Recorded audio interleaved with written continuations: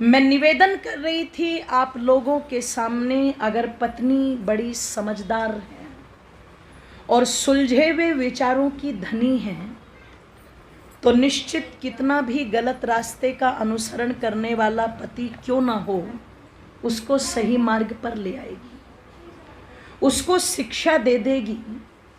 और इतिहास के पन्नों में एक नहीं ऐसे अनेक उदाहरण आते हैं। आप कभी पढ़िएगा चित्तौड़ के इतिहास को तो आप लोगों को पता लगेगा। एक वो पद्मिनी भी थी जिसने अपने प्राणों की बाजी लगा करके इतिहास गढ़ दिया। आप कभी पढ़िएगा दुर्गा के इतिहास को। आज हम दुर्गा माता की पूजा करते हैं जो 8 हाथ की हैं, पर मैं कहा करती हूं कि 2 हाथ की दुर्गा के इतिहास को कभी पढ़ कर के देखिएगा, जिसने मुगलों को नाकों चने चबा दिए थे। ओ मेरी माताओं, कभी किरणमयी के इतिहास को पढ़ने की जहमत जरूर उठाना। कभी हाड़ी रानी के इतिहास को जरूर पढ़िएगा। जब कहते हैं कि रूपनगर की राजकुमारी थी चंचल, जिसका मुगलों ने डोला मांग लिया था, उस समय कहते हैं जब चंचल कुमारी के डोले को मांगा गया और चंचल कुमारी ने पत्र लिखा था उस समय जयपुर के राजा को, तो जयपुर नरेश ने कहा था अगर हम युद्ध भी करते हैं तो पहले ही हमें एक टुकड़ी की ऐसी आवश्यकता है जो कहीं ना कहीं मुगलों को रोक सके, जो युद्ध की रणनीति तैयार हुई थी। और उस टुकड़ी में कोई बहुत बड़ा योद्धा होना चाहिए। जो भी योद्धा ये ताकत रखता है, ये पान का बीड़ा रखा है, उठा ले और इसे चबा ले। तो कहते हैं पूरी सभा में सन्नाटा छाया हुआ था। जानते थे ये सब के जो भी टुकड़ी बनकर के सरदार बनकर के वहां पर जाएगा वो सीधे सीधे मृत्यु का ग्रास बनेगा, वो बच करके घर नहीं आएगा, सीधे सीधे मौत का निमंत्रण था।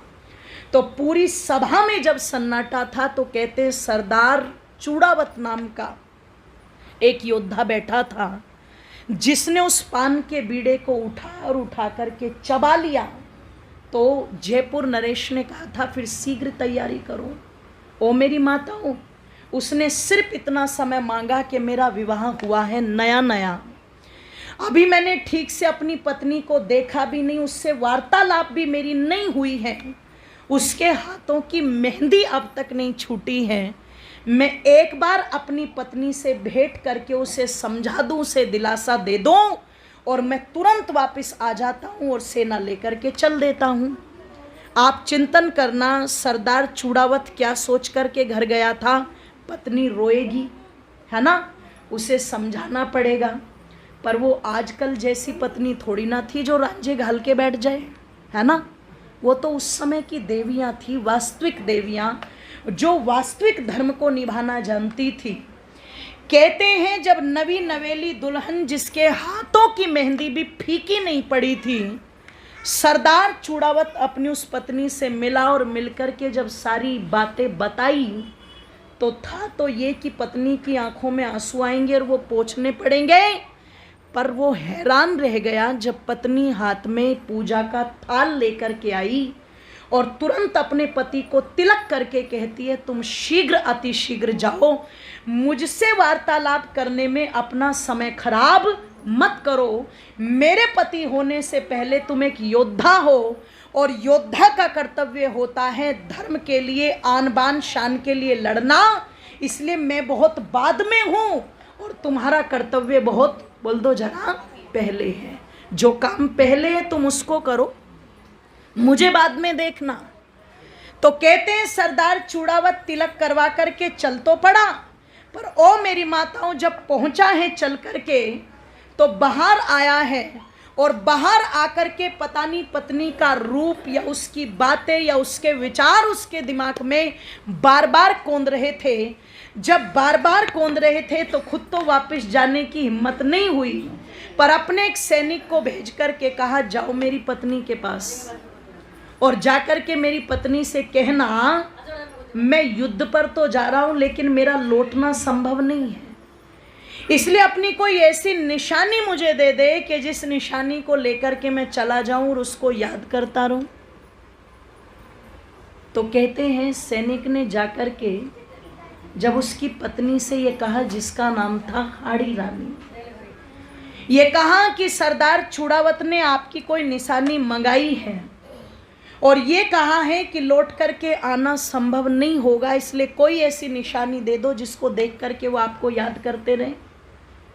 तो हाड़ी रानी के मस्तिष्क में पता नहीं क्या आया माताओं, एक थाल लेकर के आई और थाल लेकर के सेनापति से बोली, जो बात मैं तुमसे कहूँ वो भी अपने सरदार से जाके बोल देना और जो निशानी मैं दूँ वो निशानी भी जाकर के अपने सरदार को दे देना। माताओं जरा ध्यान से सुनो।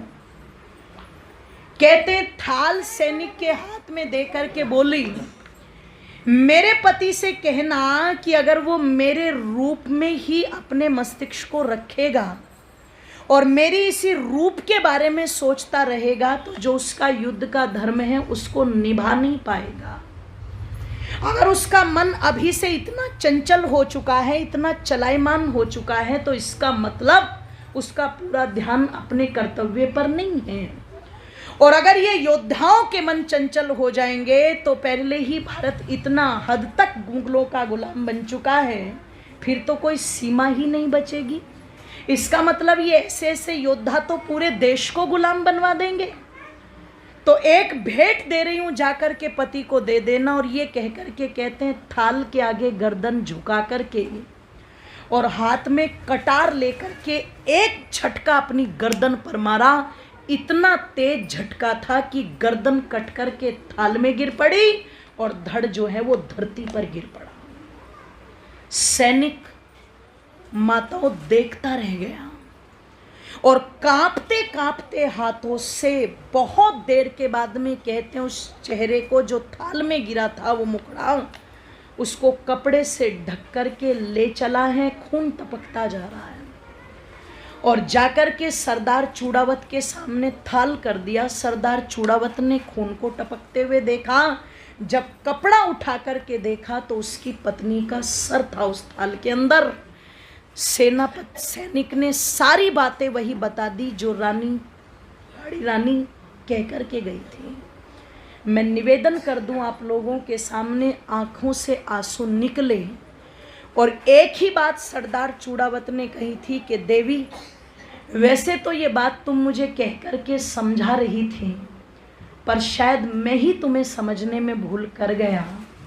और अगर तुम्हारा ये संकल्प था कि रक्षा होनी चाहिए तो अब एडी से चोटी तक का जोर लगेगा, चंचल कुमारी की रक्षा हो करके रहेगी।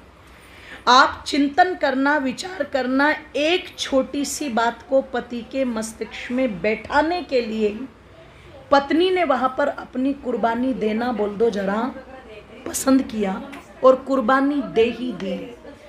एक साधारण स्त्री जो छोटी छोटी बातों के लिए लड़ती रहती है ना, ध्यान रखना, और जो अपने को प्राथमिकता देती है और परिवार को पीछे कर देती है, उसका कहीं नामो निशान नहीं आता। ध्यान रखिएगा। आज परिवार में लड़ाई किस बात पर होती है? मेरी नहीं सुनते अपनी माँ की सुनते हैं, मेरी नहीं सुनता अपने बाप की सुनता है, मेरी नहीं सुनता अपने भैया भाभी की सुनता है। वो तो आधी लड़ाई इसी पर होती है ना, मुट्ठी में करना चाहती है, वश में करना चाहती है। और कई सारी तो ऐसी भी हैं जो तबीज लेकर के आएगी, बोले घोल के पिला दिए और पति बिल्कुल तेरे ही बस में हो जाएगा, बस तेरे ही इशारों पे नाच हो गया। क्यों नचाना है किसी को अपने इशारों पर? और एक बात कह दूं माताओं, बुरा करोगी तो आपके इशारों पर कोई नाचे या ना नाचे, पर जब तुम अच्छा सोच करके चलोगी, पूरे परिवार को एक जगह बांध करके चलोगी, एक जगह जोड़ करके चलोगी, तो नचाने की जरूरत नहीं रहेगी। तुम्हारी बातों का सम्मान परिवार में अपने आप हो जाएगा कि नहीं हो जाएगा? बोलो, अपने आप हो जाएगा। जो जबरदस्ती वश में करने की बात करती है ना, वो जिंदगी भर किसी को वश में नहीं कर पाती और अपनी जिंदगी नरकोर बना लेती है। अंदर से भी फूकती है और बाहर से भी फूकती है, उसकी सारी जिंदगी कुड़न में चली जाती है। पर जो प्यार के साथ अपने कर्तव्य को समझ करके पूरे परिवार को जोड़ने में अपनी सहभागिता निभाती है, निश्चित ऐसी नारी परिवार की ताकत बनती है। और उसी ताकत को महर्षि दयानंद ने कहा था, वो पैर की जूती नहीं है अपितु वो सर की, बोल दो जरा, पगड़ी है उसका सम्मान होना चाहिए। क्यों होना चाहिए? यत्र नार्यस्तु पूज्यन्ते रमन्ते तत्र देवता। अरे जहाँ इस नारी की पूजा होगी वहाँ तो देवताओं का अपने आप वास होगा। लेकिन पूजा की पात्र भी तो होनी चाहिए, पूजा की कोई बात भी तो उसके अंदर होनी चाहिए। अवगुणों की कोई पूजा नहीं होती, सद्गुणों की ही पूजा होती है। इसलिए मातृशक्ति उन सद्गुणों को धारण करके चलें। और वो सद्गुण कब आएंगे? तब ऋषि दयानंद ने कहा था जब ये मातृशक्ति यज्ञ में भाग लेंगी, जब ये यज्ञोपवीत पहनेंगी, जब ये वेदों को पढ़ेंगी, जब ये शास्त्रों को पढ़ेंगी, जब ये विद्वानों की चर्चा को सुनेंगी, जब ये पढ़ेंगी लिखेंगी आगे बढ़ेंगी, तो निश्चित इन विचारों का विकास होगा और मातृशक्ति के जीवन में परिवर्तन आएगा। और जब मातृशक्ति के जीवन में परिवर्तन आएगा तो फिर घर में परिवर्तन आने में देर बोलो नहीं लगेगी, समाज में परिवर्तन आने में देर नहीं लगेगी। इसलिए जब ऋषि दयानंद ने ये हुंकार भरी थी ना, तो हमारी माताएं गीत गाया करती थी। आजकल भी गीत गाती हैं शादियों में, विवाहों में, पर वो बड़े ऊटपटांग गीत होते हैं। और हरियाणा की स्थिति तो इतनी खराब है कि कहीं कहीं तो बचपन में मैं देखती थी कपड़े तक फाड़ देती हैं गीतों में। बताओ कपड़ों का क्या लॉजिक है फाड़ने का? गाली गलौज करना, इतनी गंदी गंदी गालियां एक दूसरे को देना, है ना? कुछ तो हंस भी रही हैं। आप तो नहीं लेती ऐसी गालियों में भाग? देती है ना आपस में एक दूसरे को, पता नहीं क्या गंदी गंदी बातें बोलेंगी। तो उन बातों का कोई लॉजिक नहीं है माता, उनका कोई अर्थ नहीं है। ये परमात्मा ने जो वाणी दी है ना, ये अच्छा बोलने के लिए दी है। सत्यम ब्रूयात् प्रियम ब्रूयात्। तो वाणी से अच्छी बातें बोलना चाहिए। इसलिए गीत भी गाओ तो अच्छे गाओ, बातें भी करो तो बोल दो जरा अच्छी करो। और कैसे गाने चाहिए?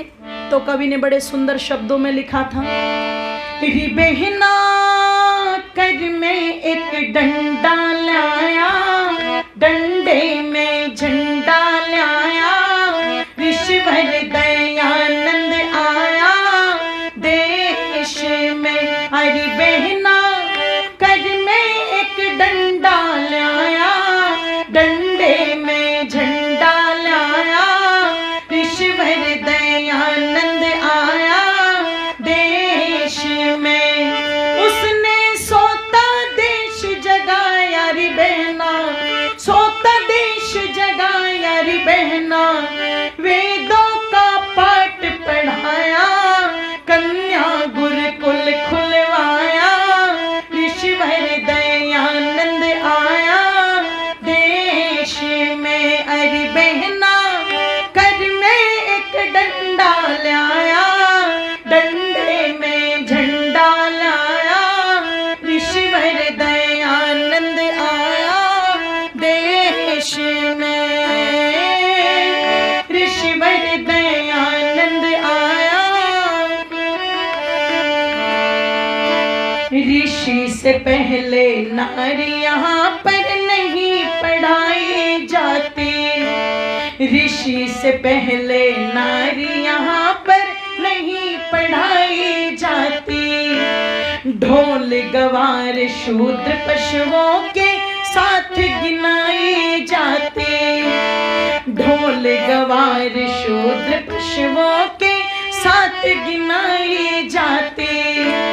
चौपालों पर कुत्ते चढ़े पर ये न चढ़ाई जाती, गैर की जूती बतलाते थे कितने कुल घाते, पैर की जूती बतलाते थे कितने कुल घाती। रे बहना गुरुकुल में इन्हें पढ़ाया, वेदों का पाठ सिखाया, ऋषिवर दयानंद आया देश में। अरे बहना कर में एक डंडा लाया, डंडे में झंडा लाया, ऋषिवर दयानंद आया देश में, ऋषिवर दयानंद आया देश में। ऋषि से पहले विधवाओं का विवाह नहीं करे थे, ऋषि से पहले विधवाओं का विवाह करे थे विवाह अनेकों, प्रभु से नहीं डरे थे। विधुर करे थे विवाह अनेकों, प्रभु से नहीं डरे थे। निंदा चुगली इनकी करते, खूब ही ये तो तरे थे। इसी कारण से भारतवासी नाना कष्ट भरे थे। इसी कारण से भारतवासी नाना कष्ट भरे थे। बहना विधवा का विवाह कराया, आदर के योग्य बताया। ऋषिवर दयानंद आया देश में। अरे बहना कर में एक डंडा लाया, डंडे में झंडा लाया। ऋषिवर दयानंद आया देश में। ऋषिवर दयानंद आया देश में। ऋषिवर दयानंद आया देश में। आसे महर्षि दयानंद ये राशि श्रद्धे हमारे आर्य जी देकर के सम्मानित कर रहे हैं। मैं उनका धन्यवाद करती हूँ। निवेदन कर रही थी आप लोगों के मध्य में, धन्यवाद, कि महर्षि दयानंद ने तो आकर के धन्यवाद बहन, मातृशक्ति के गौरव को बढ़ाया, मातृशक्ति के सम्मान को बढ़ाया, और तब जाकर के ये अधिकार, धन्यवाद माता जी, मातृशक्ति को मिला कि इनके लिए आर्य समाज ने आवाज उठाई।